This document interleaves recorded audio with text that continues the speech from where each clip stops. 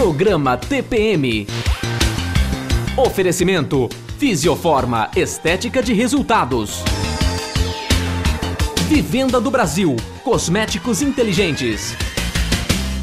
A partir de agora, nós vamos falar aqui no TPM sobre os fatores físicos e psicológicos que originam a obesidade.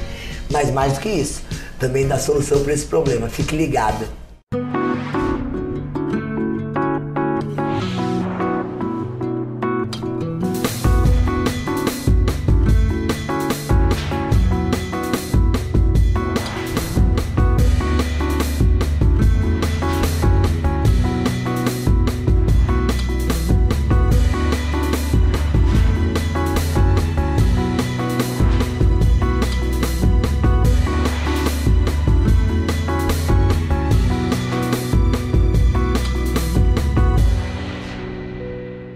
Olá pessoal, hoje aqui no nosso programa TPM estamos recebendo o psicoterapeuta clínico Dr. José Luiz Ferrari, que vai nos explicar a respeito da origem da obesidade, fatores psicológicos, físicos e como tratar. Isso aqui é importante. Doutor, é um prazer recebê-lo novamente aqui no nosso programa. Eu que agradeço uma nova oportunidade de estar aqui com vocês. E vamos explorar bastante, né, Luciana? É mesmo, que é um assunto, né, que prende a atenção das pessoas, né, Zezé? É verdade, obesidade nunca é muito bom. Bom, doutor, então quer dizer que a obesidade, ela é multifatorial. Existe uma série de situações que originam isso, que propicia. Ao contrário do que a maioria das pessoas pensam, a origem da obesidade, ela possui uma origem, na verdade, multifatorial. Ou seja, uma série de fatores coadjuvantes que vão estar interferindo no sentido de o organismo está acumulando mais ou menos gordura. Tá? Então, o primeiro fator que a gente poderia citar é o fator evolutivo.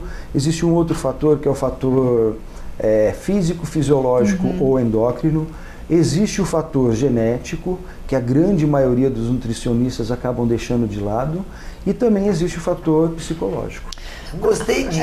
Agora tinha que dar mais atenção. Exatamente, a genética de cada um, né? Essa individualidade que faz, né, a diferença, né, de cada um de nós. Agora, primeiramente, explica esses fatores físicos, essas diferenças dos fatores físicos que levam aí à obesidade. Bom, vamos começar com o fator evolutivo.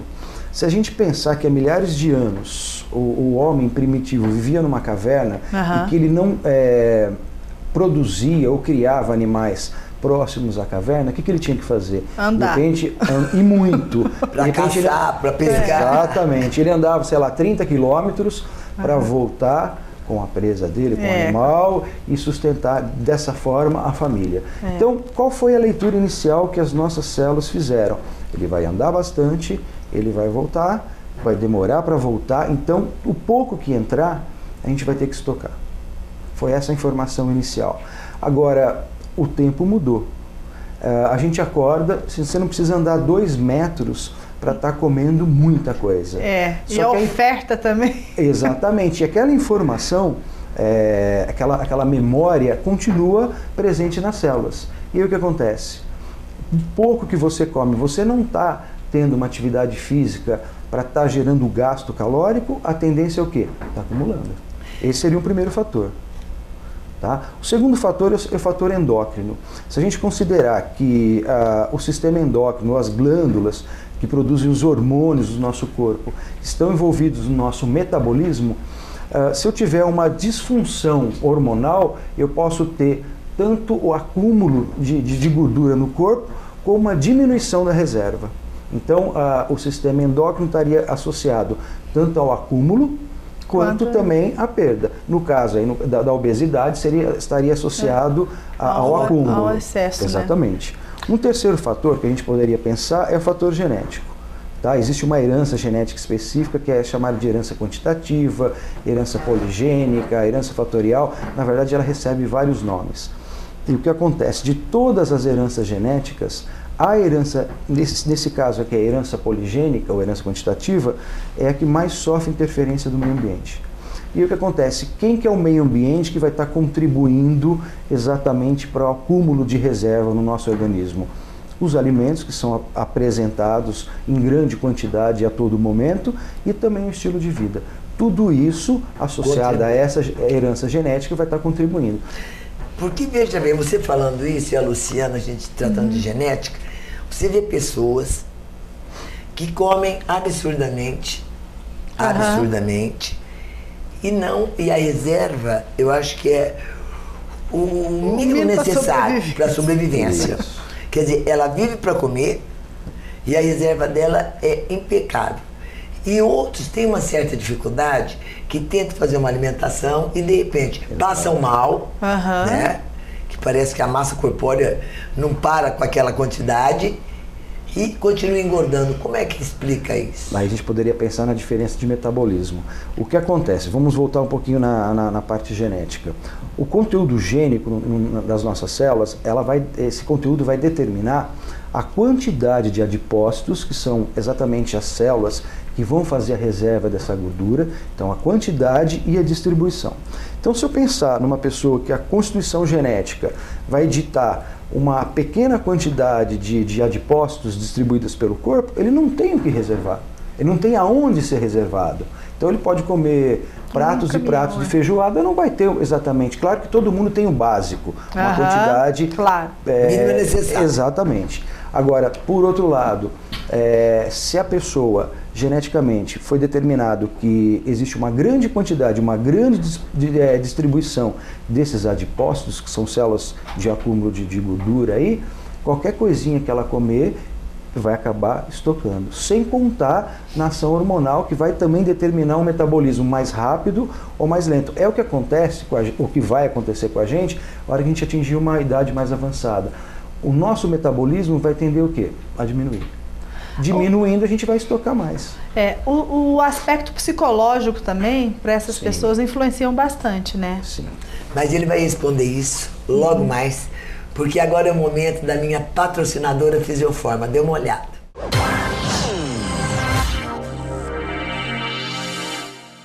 Verão combina com viagens, praia, piscina, mas não combina de jeito nenhum com gordura localizada, celulite, pelos à mostra. Mas para isso, né, tem a Fisioforma Estética de Resultados que vai te ajudar. Acabou de chegar uma super novidade para gordura localizada, olha, que congela e destrói as células de gordura. Você perde até 25% dessa gordura e já tem resultados na primeira sessão.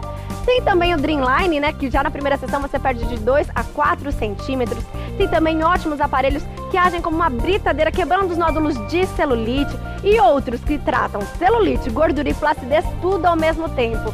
Sem contar a luz intensa pulsada SQ, o melhor equipamento que existe hoje, tratando-se de depilação para você ficar livre de vez dos pelos. Praticamente indolor, você pode fazer com total segurança. Tudo isso e muito mais você encontra na Fisioforma, que está te esperando com profissionais altamente capacitados e com muito carinho para recebê-la. É só agendar sua consulta e começar seu tratamento. Eu acho que é muito essencial para a mulher esses tratamentos. Eu acho que ela vai se sentir bem melhor, mais bonita, sabe, mais aparente. A autoestima dela melhora, sabe? Querendo ou não, ela vai se olhar no espelho e vai falar assim, poxa, deu resultado. De volta dos nossos comerciais, estamos recebendo hoje o psicoterapeuta clínico Dr. José Luiz Ferrari, que está nos explicando sobre a origem da obesidade. Agora, me fala uma coisa, doutor. No bloco anterior nós estávamos falando sobre tudo isso e eu queria saber dos aspectos psicológicos, como eles influenciam na formação da obesidade. Perfeito. Porque na verdade a gente não pode falar esse fator, não dá para isolar um único fator psicológico. Na verdade, existem várias possibilidades. Por exemplo, se você cresceu numa família onde a sua mãe acreditava, ou pelo menos falava para você, que se você não comesse, você poderia ficar doente. Se você crescer com essa crença... Isso não era nada comum, né, Zezé? Antigamente... Nossa, imagina! Antigamente se isso era Minas, comum. então, se você não comer, você morre, né? Exatamente.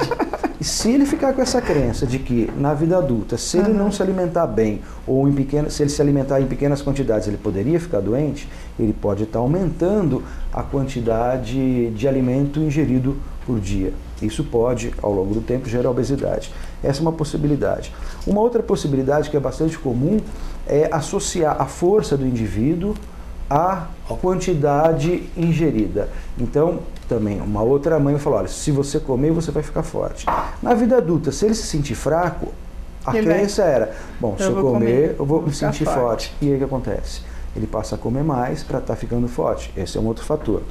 Um fator bastante comum hoje é as pessoas utilizando a comida no sentido de estar gerando um mecanismo de compensação frente... fuga, né? Exatamente. Frente à ansiedade, frente à depressão não, porque o indivíduo fica sem energia, ele não vai querer nem comer, mas frente à ansiedade, frente ao estresse. Então é como se ele se alimentasse mais, aquela ansiedade, aquele estresse ou nervosismo iria embora. Isso não é real. Tá? Mas basicamente, o que os obesos têm em comum? Se a gente pensar em termos psicanalíticos, a obesidade está associada à primeira infância, que é exatamente a fase oral. E o que acontece? Se essas crianças, esses bebês, experimentaram uma certa insegurança quando pequenos, a tendência natural é eles criarem um certo casulo, e aí o casulo, quem que vai ser? Exatamente as células que vão estar fazendo o acúmulo de gordura, e isso vai gerar uma certa proteção. Então, a tendência, o obeso é como se estivesse retendo ou guardando emoções antigas. E aí, o que nós temos como emoções antigas? Principalmente o medo, a insegurança.